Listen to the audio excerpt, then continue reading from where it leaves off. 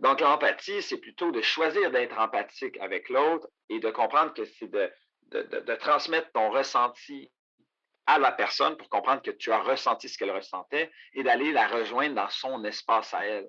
L'empathie, c'est l'une des compétences du 21e siècle qui devra être bonifiée, cultivée, parce que c'est ce qui nous définit les êtres humains. Ici votre hôtesse Amélie Delobel et je suis très heureuse de vous accueillir sur le podcast Athlète Entrepreneur qui met en évidence des parcours inspirants d'athlètes ou d'anciens athlètes de haut niveau qui se sont tournés vers le milieu entrepreneurial. Ce rendez-vous hebdomadaire vous présente des entrevues qui seront vous motiver à atteindre votre plein potentiel. C'est parti!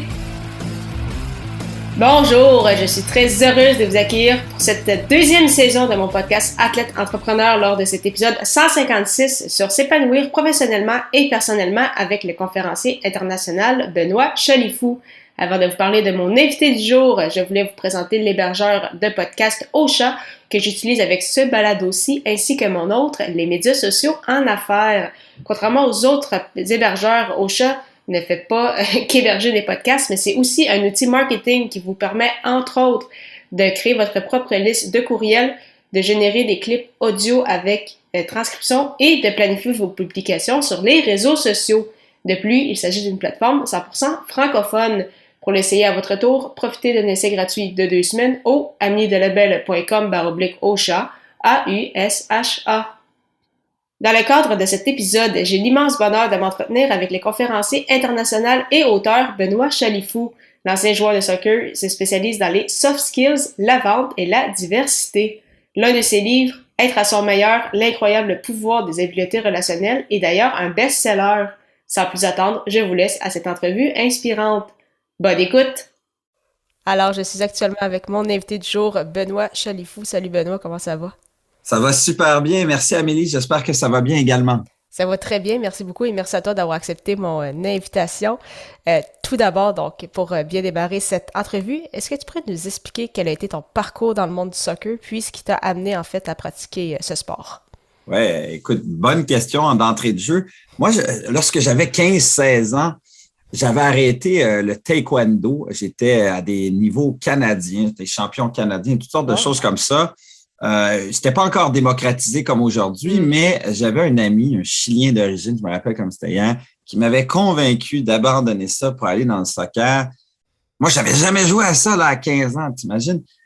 Mais j'avais une rapidité puis une flexibilité de mon corps. Et donc, ça m'a plu beaucoup et j'étais toujours le premier sur le ballon, etc. Et j'ai développé une passion extraordinaire pour ce sport qui a amené à ce que je joue dans des niveaux très élevés rapidement. Et à un moment donné, je me suis retrouvé au collège, j'ai joué avec les Indiens d'Huntsic. Après ça, j'ai joué à l'université. Puis à un moment donné, j'y ai cru et j'ai voulu faire ça de mon métier, en fait. Et donc, je suis mis à juste dormir, bien manger et juste jouer au soccer. C'était ça ma vie. J'ai tenté le tout pour le tout en allant à l'étranger lorsque j'avais fini mes études. J'avais joué avec les Citadins et j'ai réalisé que la passion doit être absolument connectée avec le talent. Parce que j'ai multiplié les essais infructueux, que ce soit au Maroc, en Tunisie, au Portugal, et j'en compte. Et à chaque fois, je justifiais pourquoi ça n'a pas fonctionné avec des contextes externes, le coach, le contexte politique. Donc, je me suis rendu compte qu'à un moment donné, c'était peut-être moi le problème. C'est bien d'avoir un certain talent, mais pour pouvoir l'amener au niveau professionnel, il faut vraiment avoir un talent hors norme. Surtout quand tu es un Canadien, il ne faut pas l'oublier. Là. Le soccer, il y a aussi des préjugés derrière tout ça. Là. Ouais, Québécois qui arrive en Tunisie, puis tu t'imaginais, c'est comme qu'est-ce que vous ne jouez pas au hockey, vous. Et donc, il y a eu tout ça, mais je dois admettre que le talent n'était pas à la hauteur de ma passion. Et des fois, on est hyper passionné, le talent se développe à la hauteur de notre passion. Et d'autres fois, on est limité par rapport à ça. Il y a un potentiel qu'on peut atteindre, mais il est limité malgré tout. Et il faut comprendre qu'on doit en faire un loisir, mais tous ces acquis-là peuvent être pris pour d'autres choses. Donc, j'ai eu un parcours très intéressant au niveau amateur ici. J'ai vraiment cheminé j'étais souvent le seul Québécois dans mes équipes, j'étais à Montréal. Et donc, ça m'a beaucoup permis de comprendre toutes sortes de choses intéressantes également. Et quand j'ai fait le grand saut, j'ai jamais réussi à être professionnel, mais j'ai fait plusieurs essais professionnels et j'ai vu à quel point l'écart, la fraction de seconde que tous tes sportifs t'ont parlé certainement, elle est omniprésente. C'est comme si le temps s'arrête. Ils sont capables de faire quelque chose que toi, la fraction de seconde n'est pas suffisante pour que tu réussisses à le faire. Donc, ça a été un parcours extraordinaire. Ça a amené aussi à beaucoup d'acharnement parce qu'à un moment donné, j'avais une blessure, puis j'étais tellement dans la persévérance qu'à un moment donné, j'ai pas écouté mon entourage, ce qu'elle me disait, et j'ai déchiré mon labrum. C'est une partie de ta hanche qui vraiment sort de son orbite. Et j'ai dû avoir un remplacement de hanche très jeune. Donc là, la carrière était officiellement terminée, je peux te dire. Donc, ça a été un peu ce parcours. Puis moi, ce que je veux dire aux gens qui nous écoutent, qu'on veut inspirer pour le sport, c'est que le sport est un véhicule extraordinaire pour toutes sortes d'autres choses si ça ne se passe pas comme le plan était prévu. Il faut juste en avoir conscience et à se demander comment on a amené cette persévérance aussi élevée, comment on peut la transposer dans d'autres choses. Je trouve ça super intéressant. Puis, tu parlais effectivement de cette fraction de seconde-là. Là, tu parles de ta blessure, tu parles de différents contextes. Mais c'est quoi parmi tout ça, selon toi, qui a été ton plus grand défi, puis ce que tu en as retiré pour la suite de ton parcours, tant dans le monde du soccer qu'au niveau personnel et professionnel? Oui. Moi, je crois que c'est un amour inconditionnel des gens. Parce que il faut comprendre que même ici, je jouais à la Ligue africaine, à la Ligue haïtienne, à des ligues de très haut niveau à l'époque, et je me rappelle, je jouais avec le Sénégal. J'étais le seul blanc c'était tous des Sénégalais qui venaient d'arriver pour étudier, etc., qui faisaient partie de l'équipe. C'est tout à fait normal. J'étais dans cette équipe-là. Donc, je me suis imbibé de la culture locale des équipes, mais aussi des individus dans les équipes. Souvent, c'était très cosmopolite. Et j'ai appris à avoir un plaisir fou dans la différence. Ça m'a permis de prendre de meilleures décisions, d'être une meilleure personne, d'armer de meilleures valeurs, d'être ouvert d'esprit. Donc, le plus beau cadeau qu'on m'a offert dans le sport, spécialement le soccer, et dans d'autres sports également, mais le soccer est très omniprésent, c'est cette variété, cette palette de couleurs extraordinaire de toutes ces cultures qui se rassemblent pour un but commun, qui laissent de côté leurs différends pour un but commun. Et quand on creuse un peu, puis qu'on partage des moments, que ce soit avant le match, après le match surtout, ensemble, ben c'est là où je crois j'ai eu le plus beau cadeau, c'est d'avoir un amour inconditionnel pour la différence qui nous rend plus forts et que la différence, finalement, n'est pas si grande que ça. Ah, je trouve ça super intéressant. Donc là, tu parlais ça de ton plus beau cadeau, de ce que le sport t'a amené. Puis ça a été quoi, tu penses, le plus grand défi? Dans le sport? Oui. Me faire accepter. Parce qu'un Québécois, à mon époque, qui joue au soccer dans des équipes d'assez haut niveau, c'était rare qu'un Québécois était là. Et donc, il y avait quand même, je dois le dire, là, en toute modestie, il y a quand même un certain préjugé là, inconscient que les gens... C'était pas... Un Québécois, à cette époque-là, c'était rare qu'il jouait à ce niveau-là. Donc, je vivais ça, je le sentais du moins. Peut-être que c'était pas aussi, puis des fois, peut-être c'est une image que je me donnais, mais je le sentais des fois que c'était dur de faire ma place, puis que d'autres groupes d'équipes, que c'était moins dur. Donc, je voyais que des fois, c'était plus dur, puis qu'il y avait des préjugés, puis qu'il fallait que j'en donne plus pour réussir à obtenir la même chose. Et ça me permet de comprendre une chose très intéressante, Amélie. C'est un peu ce qui vivent les gens qui viennent d'une minorité visible quelconque lorsqu'ils rentrent dans une organisation au Québec. On préfère de loin un Benoît Chalifou qu'un nom avec une certaine condescendance ethnique, peu importe laquelle. Donc, ça m'a permis de comprendre qu'il y a vraiment un plafond de verre ailleurs aussi. T'sais. Moi, je l'ai vécu très modestement, très subtilement. Eux le vivent à tous les jours. Donc, ça m'a permis... ça a été mon plus grand défi, mais en même temps, mon plus grand cadeau. Tu vois ce que je veux dire? Oui. Donc, excuse-moi de revenir avec la même réponse, mais c'est un peu ça qui m'est arrivé. Il fallait que je fasse ma place, puis c'était la première fois, puis c'était pas facile. Puis je sentais qu'il y avait de l'injustice un peu. Ça, c'était souvent ce que les gens vivaient dans leur contexte professionnel ou qui allaient vivre, puis on était plus jeune à l'époque, qui allaient vivre, qui est encore omniprésent. Dans une de mes conférences, que je prends beaucoup de plaisir et de passion à partager, c'est celle sur la diversité. Et si la diversité était votre plus grand atout, un blanc québécois qui en parle, parce que c'est tout le monde qui doit être responsable, qu'on doit tout le monde faire une action pour que les choses changent. Donc, ça vient de ça. Donc, mon plus grand défi est aussi mon plus grand cadeau. Je trouve ça super intéressant. Puis tu parles de tes conférences. Ça m'intrigue de savoir qu'est-ce qui t'a amené vers justement un peu ce métier-là. Parce que là, tu étais à fond dans le soccer, là, en raison de ta blessure. Bon, t'as dû changer de plan un peu de parcours. Puis là, depuis des années, je veux dire, tu es un conférencier international, tu as écrit plusieurs livres où tu parles principalement des soft skills aussi. Donc, qu'est-ce qui t'a mené en fait vers cette vie-là? Mais ma chère Amélie, tu poses des très bonnes questions ce matin. Ça m'allume puis ça me fait voyager. Je te remercie. En fait, très bon point. J'ai toujours voulu, c'est tellement drôle cette phrase-là, j'ai toujours voulu être joueur de soccer professionnel et j'ai jamais voulu être conférencier. De ma vie, jamais. C'était pas, tu vois ce que je veux dire? Et c'est là où je parle de l'importance du patient, de la passion et du talent. C'est pas un ou l'autre. Et des fois, il vaut mieux avoir un talent plus développé, une passion plus moindre et de développer sa passion parce que tu vois que tu as un impact chez les gens et que tu as quelque chose de subtil, banal pour toi, mais que les autres l'identifient constamment. Donc, ça a été un chemin, un parcours. C'est-à-dire que lorsque j'ai eu l'accident de la hanche et que finalement, même si je l'avais pas eu, cet accident-là, mes chances étaient très minimes de réussir parce que je le voyais très bien. Donc, je suis revenu à Montréal. J'ai eu une opportunité de travailler à l'École des sciences de la gestion de l'université à laquelle j'avais diplômé à l'UQAM et j'avais un emploi très modeste. Je pense que c'était secrétaire à l'époque. Avec un bac en admin, personne n'aurait voulu faire ça. Moi, je voyais le potentiel. Je dis oui. Et je traitais les gens qui venaient à la réception comme de l'or, le café. Donc, vraiment, j'avais cette habileté d'entrer en relation avec les gens, peu importe qui j'étais ou comment on me percevait. Et j'ai monté dans les échelons jusqu'à un moment donné, rapidement, là, je te fais une histoire courte, j'ai eu la tâche de développer des relations internationales, donc des ententes à l'international. Donc, je me suis mis à voyager et négocier des ententes et je revenais souvent avec des ententes signées avec des institutions très prestigieuses. Les gens disent que ça fait plusieurs années qu'on a. Et donc, moi, c'était vraiment d'entrer en relation, de nourrir la relation. Comme ça, j'avais une capacité incroyable, certainement dotée de ma curiosité qui s'est nourrie pendant ma carrière amateur. Et donc, je me suis rendu compte qu'il y avait ce talent-là. Puis à un moment donné, je me suis mis à enseigner dans des écoles de commerce françaises, à l'UQAM également.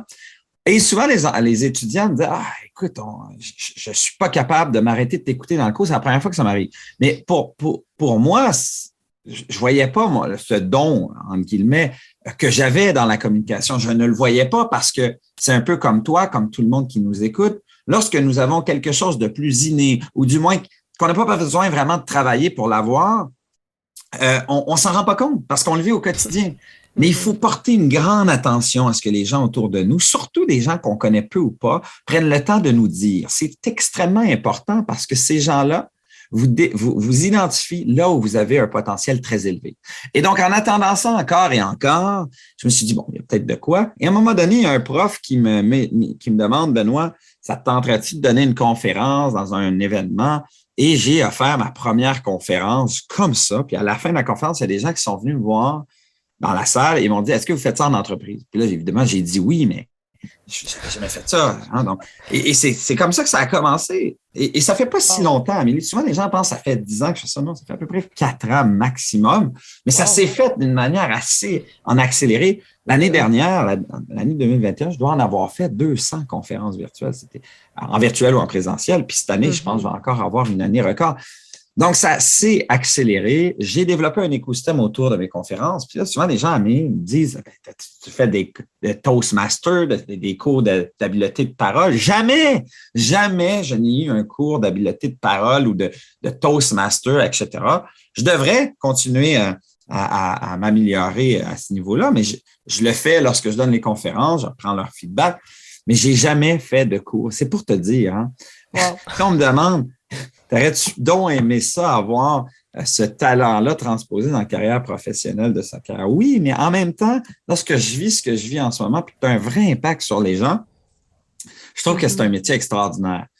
Tu es inspirant, tu amènes une étincelle que les gens saisissent puis qui peuvent amener plus loin. Quoique j'aurais certainement pu avoir cette même attitude, ce même comportement en tant qu'athlète. Donc, si on me demande de choisir un jour, je ne sais pas quoi répondre honnêtement, parce que je n'ai pas vécu l'autre, mais je veux comparer un peu cette histoire de Lionel Messi et Ronaldo. Par exemple, Lionel Messi au soccer est quelqu'un qui, pour moi, a un talent très inné, très naturel. Il a fait du travail, certes, par la suite, mais il y avait une longueur d'avance assez claire.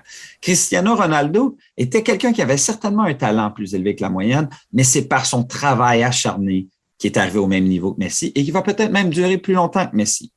Donc, pour les gens qui nous écoutent, la passion, le talent, c'est très intéressant, mais le travail acharné vient compléter, vient même bonifier.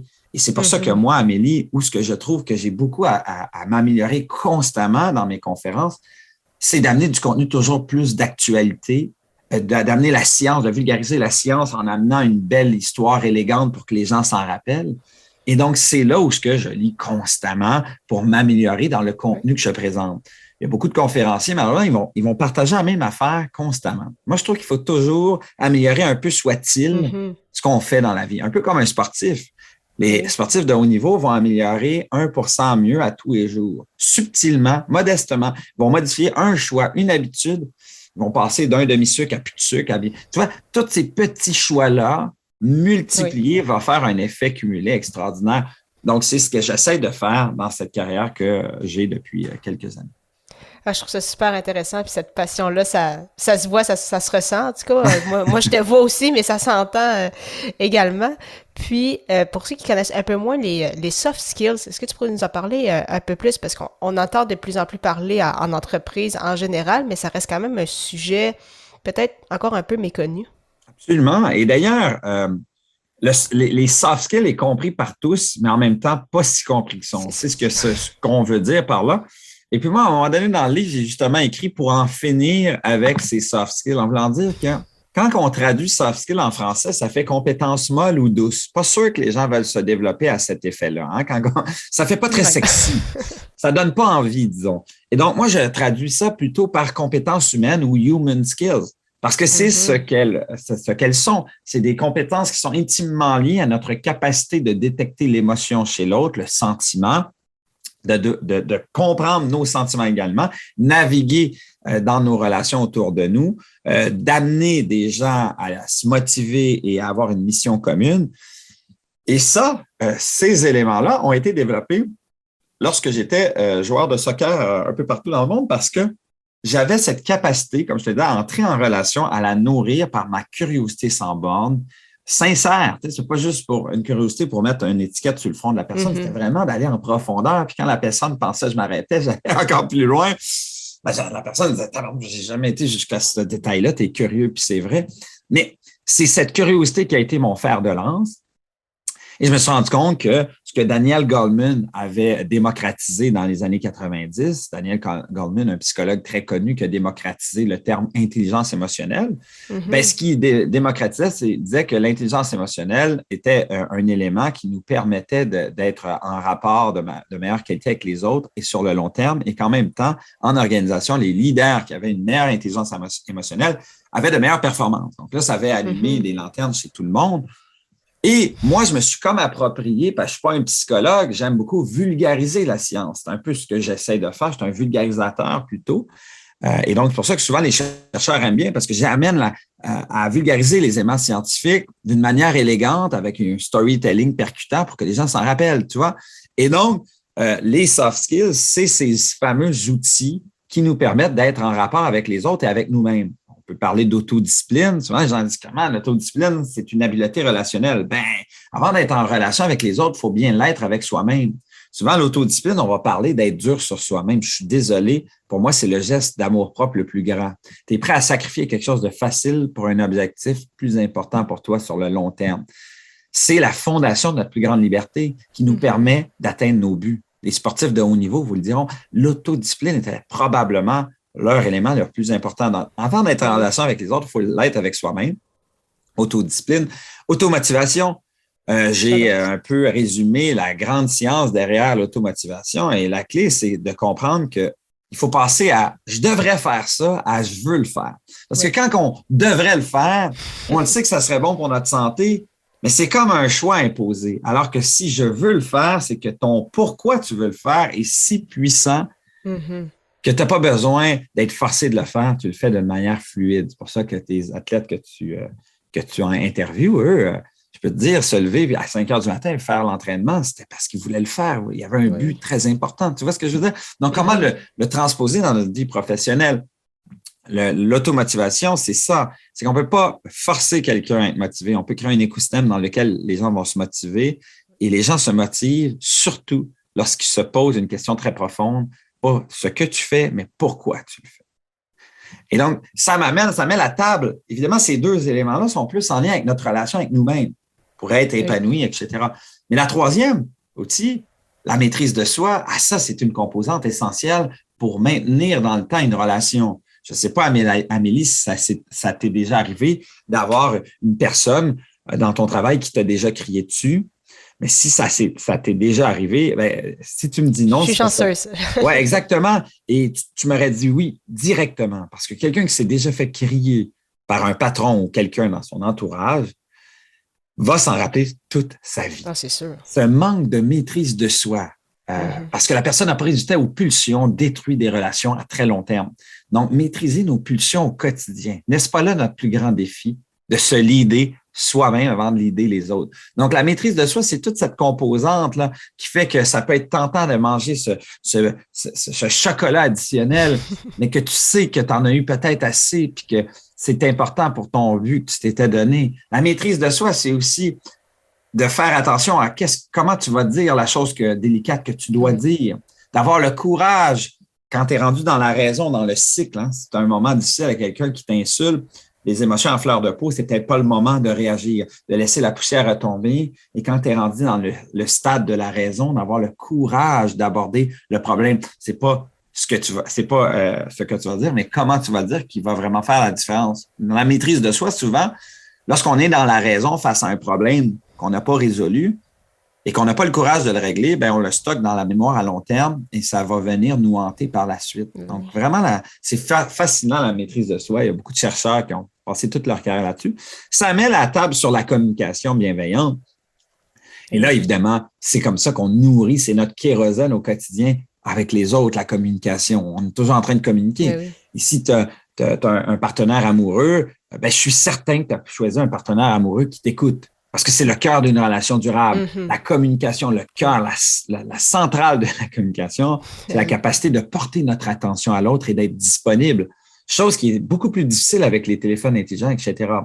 Je n'ai jamais eu en salle, lorsque je pose la question en conférence, êtes-vous avec un partenaire amoureux qui vous écoute jamais? J'ai jamais eu une main levée. Et quand j'en ai, puis il a pris le camp, il a foutu le camp assez vite. C'est souvent ce qu'on me répond parce que c'est ça le cœur d'une relation durable, cette capacité de porter notre attention à la personne qui nous parle. Donc, évidemment, la communication, il y a toutes sortes d'autres éléments qu'on peut parler, mais ça passe d'entrée de jeu par l'écoute. Et finalement, là, j'ai fait un petit 7-8 minutes de blitz. La cerise sur le sundae, l'empathie. L'empathie, c'est surtout pas de se mettre à la place de l'autre parce que c'est comme si je pouvais le faire, chose qui est une reproduction mentale. J'ai pas vécu ce que tu as vécu. Si je prends tes lunettes, ils te vont bien, Amélie, mais je suis certain que c'est pour mieux voir également. Et donc, si je les mets, je verrai pas la même chose. Donc, l'empathie, c'est plutôt de choisir d'être empathique avec l'autre et de comprendre que c'est de transmettre ton ressenti à la personne pour comprendre que tu as ressenti ce qu'elle ressentait et d'aller la rejoindre dans son espace à elle. L'empathie, c'est l'une des compétences du 21e siècle qui devra être bonifiée, cultivée, parce que c'est ce qui nous définit les êtres humains. Parce que non seulement nous avons des émotions, mais ces émotions se traduisent par un sentiment. Par notre système cérébral, qui est très unique, on est capable de faire remonter une émotion et de la traduire à un sentiment. Ce qu'on appelle en anglais le feeling.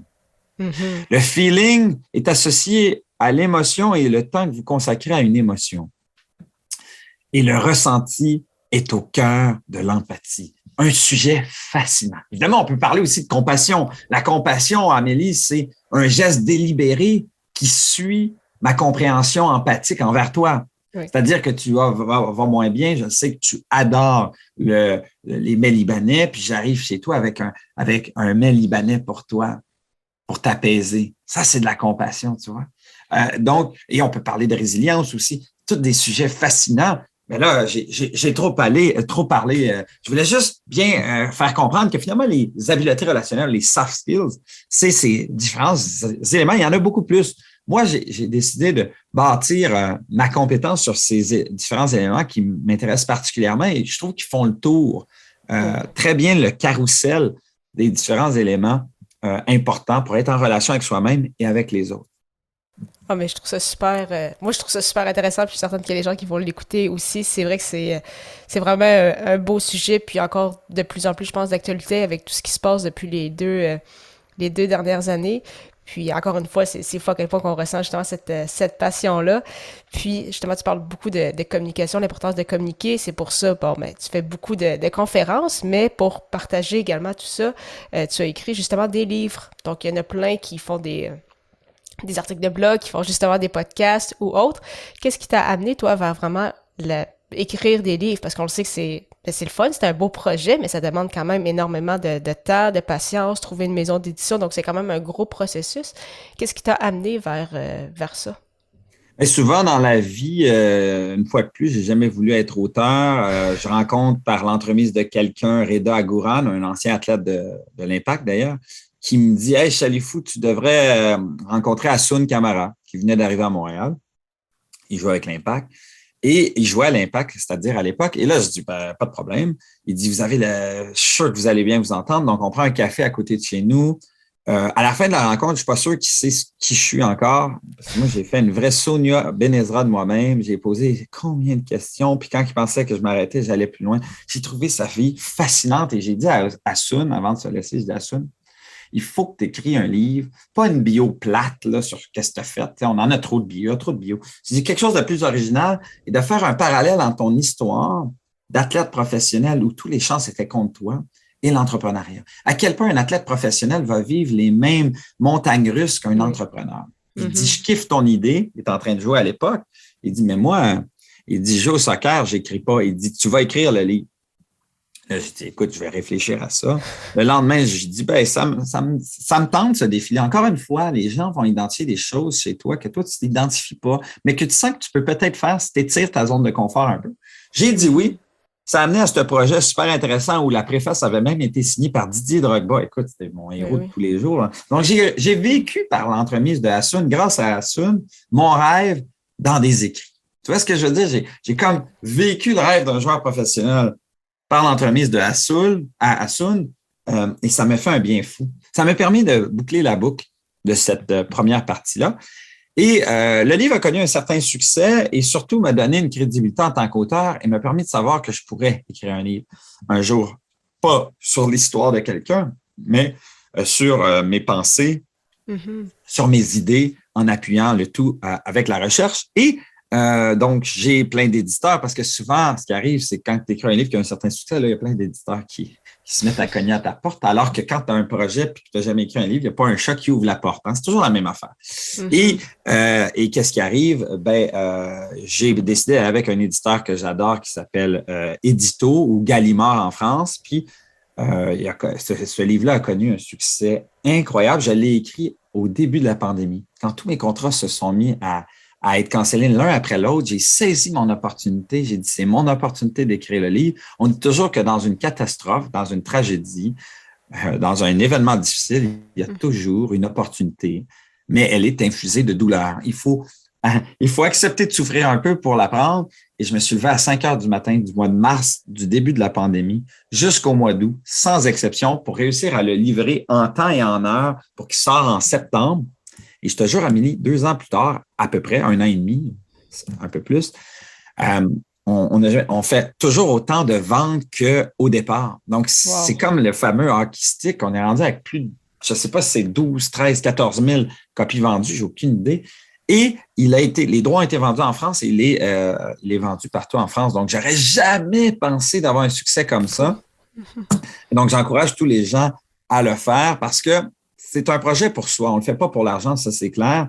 Mais c'est plus grand que nature et ça nous permet de comprendre qu'on connaissait, oui, notre sujet, mais en prenant le temps de l'écrire, on découvre encore plus de contenu, plus de sujets, de sous-sujets qu'on ne s'imaginait pas sur un sujet qu'on prétendait connaître. Souvent, quand on cultive cette naïveté, qu'on va un peu plus loin puis qu'on creuse un peu plus loin, on découvre toujours des trésors cachés d'un sujet qu'on croyait bien connaître, mais qu'on s'est rendu compte en écrivant puis en fouillant davantage que finalement, on connaissait juste la pointe de l'iceberg. Ça me fait beaucoup penser au chapitre sur la connaissance de soi que j'ai écrit, qui pour moi était un sujet parmi tant d'autres. Puis finalement, avec mes recherches accentuées durant l'écriture du livre, c'est arrivé à le cœur des habiletés relationnelles. Comment voulez-vous améliorer vos angles morts, pousser plus loin vos forces si vous n'êtes pas en connaissance de qui vous êtes? Mm-hmm. Et donc, pour moi, c'est un point de bascule hyper intéressant. J'ai découvert de la recherche extraordinaire là-dedans. Bref. Ah, c'est super intéressant, vraiment un beau projet. Donc, le lien d'ailleurs vers tes livres qui vont être disponibles dans les Merci. notes de cet épisode. Et donc, tu fais beaucoup de conférences, il y a tes livres, mais tu es également très actif sur LinkedIn. Donc, pour ceux qui te suivent ou ceux qui ne te suivent peut-être pas encore, ça aussi, vous êtes en mesure de le suivre. Qu'est-ce que tu aimes en fait de cette plateforme-là? Parce que là, on le sait justement, à l'heure où on est, c'est sûr que les réseaux sociaux, c'est les endroits où vraiment on peut rejoindre beaucoup de personnes, qu'on peut partager justement notre message. Mais pourquoi spécifiquement LinkedIn de ton côté? Bon point. Moi, je ne suis pas quelqu'un beaucoup réseaux sociaux dans le sens que je ne vais pas aller voir ce que je l'utilise pour justement le monde des affaires parce que j'aime bien ça. Et j'ai découvert que LinkedIn était une plateforme qui me convenait bien. C'est-à-dire que les matrices, etc., fait en sorte que même si tu ne payes pas, là, tes publications, lorsqu'ils ont du sens, vont rejoindre l'auditoire que tu veux. Et d'ailleurs, la prémisse de l'écriture de livres a été ça. Moi, ça fait peut-être 8-9 ans, peut-être un peu moins, je ne sais plus, que je publie avec constance. Je publie 2 fois par semaine depuis plusieurs années. Souvent, les gens vont se mettre à le faire, puis après, ils vont perdre cette énergie de le faire, puis c'est tout à fait normal. Ça prend beaucoup d'originalité, de thinking. Puis j'ai 2 clés, en fait. 2 clés que je recommande à tous. La première, éduquer les gens, ne vendez rien. Je n'ai jamais parlé de mes conférences, de ci, de ça, à moins que l'histoire était pertinente pour l'associer. Mais je ne vends rien. J'éduque avec des contenus hyper originaux. J'utilise souvent le storytelling pour amener un contenu pour qu'à la fin de cette lecture et cette image, la personne ait une idée en tête, peut-être même une action, une étincelle. Ça, c'est la première règle. Et la deuxième, tu la connais, c'est la constance. Moi, c'est le mardi et le jeudi à 8 heures. Et des fois, je te le dis, Amélie, là, hier, je me rappelle, je me suis levé à 7 heures, j'ai été porter mes enfants, puis j'ai dit, faut que j'écris. J'avais pas pensé à quoi écrire. Fait que c'est un exercice fastidieux parce que ça te demande toujours d'être en rédaction, en thinking. Mais ce qui est vraiment le fun, c'est que ça te permet toujours de créer du contenu et ça te permet de pratiquer. Et donc, quand tu as un livre sous la sellette à écrire, c'est plus facile parce que tu t'es pratiqué.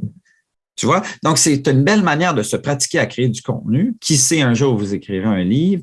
Et en même temps, ça vous permet de créer un auditoire qui va vous suivre pour le contenu et non pas pour vendre quoi que ce soit. Ça ne marche jamais, ça. Donc, je trouve que cette recette-là marche très bien avec LinkedIn. Mon monde, c'est le monde des affaires beaucoup plus que le monde personnel. Donc, un jour, peut-être, je publierai davantage sur Facebook et Instagram. Des fois, je fais des copier-coller que je ramène à Instagram et à Facebook. Mais honnêtement, je ne regarde pas trop ça. Là. Je maîtrise une seule des plateformes, puis Caroline, que c'est compliqué, tous ces réseaux sociaux-là. Là. Donc, des fois, là, quand j'y pense, je fais du copier-coller. Mais sinon, j'utilise beaucoup LinkedIn. Je trouve ça intéressant. Puis effectivement, les réseaux sociaux, comme notre monde en général, évoluent très, très vite. Donc, je peux comprendre. C'est des très bons conseils, en fait. Puis même, ce que tu mentionnais d'utiliser une plateforme, d'être bon avec cette plateforme-là. Puis si jamais tu veux justement étendre ou aller ailleurs, à ce moment-là, y aller au fur et à mesure. Oui, parce que tu la maîtrises. Au fur et à mesure, tu sais, c'est comme tu dis, OK, c'est comme ça qu'elle réagit quand je fais ça. Non. Fait que c'est comme une séduction, là. C'est vraiment intéressant. Puis ça évolue. LinkedIn, d'ailleurs, c'est très intéressant. Et je peux peut-être partager une équation que je trouve sensationnelle, que j'avais lue dans un bouquin un jour. Une information dénudée d'émotion, une information importante que vous voulez partager dénudée d'émotion, les gens s'en rappelleront pas. Ils s'en rappelleront pas. Mais lorsque vous mélangez une information importante et vous l'habillez d'une manière élégante avec une émotion qui se traduit par un storytelling, quelque chose d'humain, eh bien, ça amène de la conviction. C'est tellement vrai. Tu sais, quand tu utilises un storytelling pour expliquer ton propos, mes plus grands partages LinkedIn qui ont fait des 300-400 000 vues, c'est toujours une histoire que j'ai pris une personne qui a fait une belle action, connue ou pas connue, peu importe, et que j'amène une vulgarisation scientifique en arrière-scène face à cette histoire-là. Et les gens, ça leur prend dans leur trip, tu vois, parce que notre mémoire à long terme, elle est associée aux émotions en premier lieu. Donc, voilà. Un beau rappel, effectivement, l'importance d'avoir de mettre justement de l'emphase sur les émotions et non juste, comme tu disais, de l'information, parce que ça, on est tellement saturé qu'effectivement, c'est pas long, ça marque pas les esprits, on lit, puis on est comme, ah, ok, puis on passe à autre chose, puis c'est fini dans le temps de le dire, donc super bon point. Ce serait quoi tes objectifs pour 2022? Tantôt, tu mentionnais que ça se pouvait que tu dépasses ton nombre de conférences virtuelles et présentielles des dernières années, mais est-ce que tu aurais d'autres objectifs pour la prochaine année? Écoute, moi, j'ai jamais vraiment écrit, tu sais, il y en a beaucoup qui disent l'importance d'écrire ça sur un tableau, puis ci, puis ça. Puis je suis sûr que ça marche, mais j'ai jamais voulu, tu sais, je sais pas, j'aime bien, je sais pas, moi, je suis mon intuition. Et moi, je veux juste continuer d'avoir beaucoup de plaisir et de continuer d'essayer d'avoir un équilibre familial. Parce que avec la pandémie, ce qu'elle m'a offert, c'est du temps de qualité avec mes enfants. Ça n'a pas toujours été facile, je vous l'accorde. Mais je suis quelqu'un qui vit en tous ses moyens. Je suis très chanceux, j'ai pas besoin, j'ai vraiment pas besoin, je sais pas comment l'expliquer, mais j'ai pas besoin de voiture de luxe, de ci, de ça. Donc, cette pression financière, je l'ai jamais. Et c'est vraiment savoureux parce que ça me donne la liberté des choix. Et donc, tant que le plaisir est au rendez-vous, ben moi, je vais être au rendez-vous. Donc, juste de continuer de demeurer pertinent, de continuer de me nourrir de connaissances pour mieux inspirer les gens. Et de continuer à créer des choses qui m'animent beaucoup dans ce qui me passionne. Et donc, quand on comprend nos valeurs intrinsèques qui sont propres à nous-mêmes, c'est plus facile de faire des choix en adéquation avec ça. Et en ce moment, je dois dire, je suis dans cette période-là où je m'aligne complètement avec ce que j'ai envie de faire dans la vie.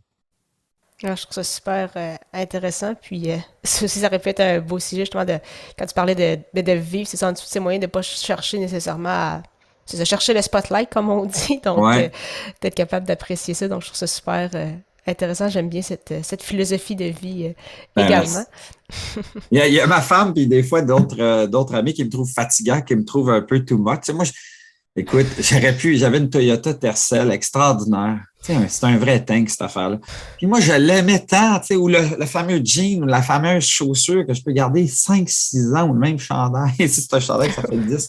Mais je suis bien là, j'ai pas besoin. Je comprends. Il faut que je me donne un peu plus de choses à moi-même. J'essaie d'apprendre à ça, mais sincèrement, j'ai pas beaucoup ce besoin-là. Puis je dois dire que peut-être, puis là, c'est pas chacun trouve son bonheur où il veut. Mais je trouve que c'est juste chanceux de ne pas avoir ce bonheur facile au niveau des biens matériels parce que finalement, mon bonheur se trouve très, très, très, très vite dans mes relations, dans mes expériences de vie. Alors, je mets beaucoup d'argent dans mes expériences de vie. Donc, partir avec mes enfants en voyage avec ma femme ou en chalet ou des choses aussi banales que d'aller faire une promenade. On le fait ou le pique-nique, j'adore. Là, il fait un peu trop froid. C'est ces choses-là, moi, qui m'animent. Qu'est-ce que tu veux que je te dise? Donc, tu sais, et j'ai beaucoup lu là-dessus, hein, Amélie. Il y a un livre extraordinaire qui s'appelle Happy Money, justement, qui m'a beaucoup marqué, qui démontre un peu que finalement, oui, l'argent, c'est important, mais c'est surtout qu'est-ce que tu fais avec. Ben oui. Et qu'à un moment donné, tu atteins un seuil, puis le seuil est atteint assez vite, hein, 100 000 $ américains, là, à peu près. Après ce seuil-là, chaque dollar extra ne fera pas un grand bonheur. Tu peux demander à tes athlètes qui ont connu des longues carrières. Hein. Souvent, ils se sont éloignés du bonheur en achetant les ci, les ça. Donc, c'est très délicat. Surtout quand on n'a pas été éduqué sur la valeur de l'argent et que c'est un moyen. C'est extraordinaire l'argent, Amélie, parce que ça nous permet de construire des choses inspirantes pour les autres, pour permettre des occasions pour les autres. Et puis là, je ne savais pas qu'on s'en allait dans cette affaire-là en conclusion, mais c'est ça, c'est comme le livre. Je conclue en disant, allez vous faire de ce livre un bien matériel que vous allez remettre dans la bibliothèque. Vous allez en faire une expérience de vie, vous allez le partager avec quelqu'un d'autre, vous allez en discuter. Tu vois? Donc, pour moi, je trouve que tout devrait se transposer en expérience de vie. Tout dans la vie. Donc, voilà. Wow! Ça aurait fait une très, très belle conclusion. Par contre, comme tu le sais peut-être, je termine toujours par des petites questions à rafale. Donc, on en est maintenant à cette section-là de l'entrevue. OK, allons-y. Yes. Et la première question, c'est quelle est la chose la plus importante que le sport t'a enseigné? Oh, mon Dieu, quelle est la chose la plus importante que le sport m'a enseigné? Beaucoup de choses, on va dire la rigueur, l'autodiscipline. Ton plus beau souvenir sportif? Mon plus beau souvenir sportif, c'est j'étais au Portugal après plusieurs essais infructueux. J'étais finalement sur un terrain qui est connu par la scène de soccer. Donc, j'étais vraiment dans un club super prestigieux. Je me présente, on me regarde de haut et on me dit, tiens, prends ça, cette équipe, tu joues dans cette équipe-là, tu peux jouer où tu veux. On ne considérait pas beaucoup. Et dans cette mi-temps où j'ai joué, j'ai marqué 2 buts. On a gagné le match 2-0. Des buts qui me donnent des frissons aujourd'hui, que tu me demanderais de répliquer ces buts-là, ça n'avait pas de sens. C'est comme si j'étais armé de tous les outils pendant l'instant d'une demi de joute. Et je me rappellerai toujours lorsque j'ai terminé cette demi et qu'on est parti à la douche, les gens me regardaient là, comme ça à la fin du tabarnak. Puis là, ils se sont intéressés à moi. Malheureusement, je n'ai pas réussi à garder cette constance, mais c'était le moment le plus magique. C'est comme si tout me réussissait pendant un instant. C'est le moment où je me suis rapproché le plus d'une carrière professionnelle. L'instant d'une demi. C'est mon plus beau moment. Ah, c'est super intéressant. Puis, ce serait quoi, en fait, ton meilleur conseil pour un athlète ou un ancien athlète qui souhaite se lancer en affaires, qui souhaite lancer son projet? Le plus beau conseil, c'est de se poser la meilleure des questions. Qu'est-ce que tu veux faire qui va te permettre d'atteindre ta passion, tes désirs? C'est de te poser la question, qu'est-ce que tu veux vraiment faire qui va t'animer à un point tel que tu vas être prêt de mettre autant d'heures que tu faisais lorsque tu étais dans le sport professionnel ou amateur? Qu'est-ce qui va te... C'est de poser la question, c'est quoi le sens que tu veux donner à ta vie? Moi, c'est humaniser, un peu soit-il, les gens que je rencontre au quotidien. Et donc, après, de trouver sa saveur, c'est de trouver un écosystème qui va vous permettre de vous épanouir de la même manière, peut-être même plus, que quand vous étiez dans le sport. Mais c'est super. Mais merci beaucoup encore une fois, Benoît, pour ton temps. C'était super intéressant, très apprécié. Merci beaucoup. Merci beaucoup, Amélie. À bientôt. Merci encore une fois à Benoît Chalifou pour son temps et en souhaitant que vous ayez apprécié ce 156e épisode officiel d'Athlète Entrepreneur. Si vous souhaitez acheter des suppléments et vêtements pour sportifs tout en encourageant une entreprise sociale canadienne qui remet 20% de ses profits aux athlètes, Athlete Nation est le choix tout désigné. Profitez de 10% de rabais au amiedelbel.com/Athlete Nation avec le code promo AE10, AE majuscule 10. Je vous donne rendez-vous lors du prochain épisode pour une entrevue avec l'entrepreneur et mentor Dominique Sicotte, l'homme derrière l'Académie A.B. Foster et YouTubers Inc. Ne manquez pas ça!